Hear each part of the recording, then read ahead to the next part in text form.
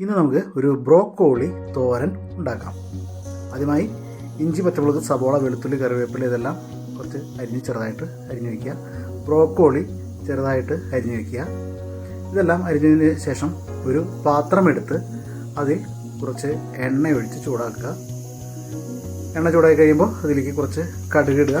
കടുക് പൊട്ടിക്കഴിയുമ്പോൾ അതിലേക്ക് കുറച്ച് ഇഞ്ചിയും വെളുത്തുള്ളിയും അരിഞ്ഞു വെച്ചിരിക്കുന്നത് ഇടുക.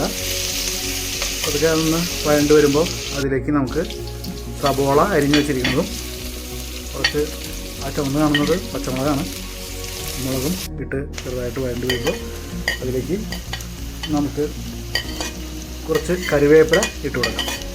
കറിവേപ്പില ഇട്ടതിന് ശേഷം കുറച്ച് ഉലുവ നമുക്ക് പൊട്ടിച്ചെടുക്കണം. പതുക്കൊന്ന് ഉലുവ ഇതിനകത്ത് എണ്ണയിട്ട് പതുക്കൊന്ന് മൂട്ടിച്ചെടുക്കുക. അതിലേക്ക് ചെറിയ കളറൊക്കെ മാറിക്കഴിയുമ്പോൾ അതിലേക്ക് കുറച്ച് മഞ്ഞൾപ്പൊടി ഇടുക. മഞ്ഞൾപ്പൊടിയൊക്കെ ഇട്ട് നന്നായിട്ട് വഴറ്റിയൊക്കെ കഴിഞ്ഞിട്ട് നമ്മൾ ചെറുതായി അരിഞ്ഞു വെച്ചിരിക്കുന്ന ബ്രോക്കോളി ഇട്ട് കൊടുക്കുക ഇതിനകത്തേക്ക്.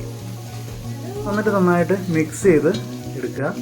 നന്നായിട്ട് മിക്സാക്കി കഴിഞ്ഞതിന് ശേഷം നമുക്ക് കുറച്ച് തേങ്ങാപ്പീര മുകളിൽ ഇട്ട് കൊടുത്തിട്ട് നന്നായിട്ട് മിക്സ് ചെയ്യുക.